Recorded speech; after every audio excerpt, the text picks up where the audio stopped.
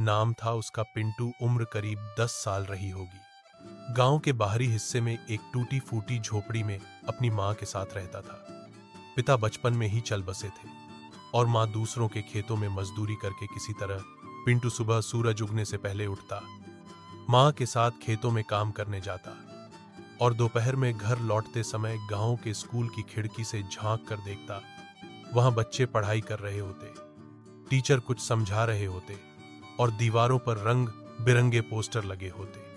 उसका मन करता कि वह भी स्कूल जाए, किताबें पढ़े, कुछ बन जाए।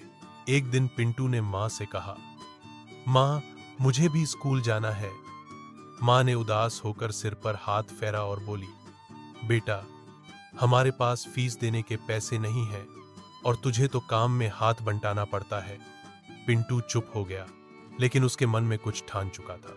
अब वह खेतों में भी काम करता और गांव के स्कूल के बाहर बैठकर क्लास की बातें ध्यान से सुनता।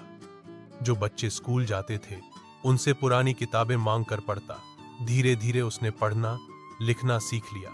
टीचर ने एक दिन देखा कि झोपड़ी के बाहर बैठा यह लड़का सब कुछ याद कर लेता है। उन्होंने प्रधानाचार्य से बात की और पिंटू को बिना फीस के स्कूल में दाखिला दिलवा दिया। अब पिंटू सुबह स्कूल जाता, दोपहर में खेत में मां की मदद करता और रात को दिए की रोशनी में पढ़ाई करता। गांव में सब उसकी मेहनत और लगन की तारीफ करने लगे। एक दिन गांव में एक सरकारी अफसर आए। उन्होंने जब पिंटू को सुना तो उसकी कहानी से बहुत प्रभावित हुए। उन्होंने उसे शहर में पढ़ाई के लिए स्कॉलरशिप दिलवाई। पिंटू ने मेहनत से पढ़ाई की, कॉलेज में दाखिला लिया और आखिरकार एक दिन वह एक बड़ा अफसर बन गया।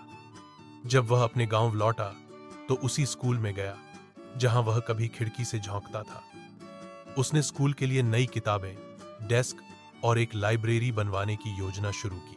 अब पिंटू कहानी गांव के हर बच्चे को सुनाई जाती है, यह बताने के लिए कि हालात चाहे जैसे भी हों, अगर इरादा मजबूत हो तो कोई भी सपना सच्चाई बन सकता है। सीख: हालात हमें रोक सकते हैं, लेकिन हमारी मेहनत और लगन हमें आगे बढ़ा सकती है। पिंटू तरह अगर हम ठान लें तो कुछ भी नामुमकिन नहीं।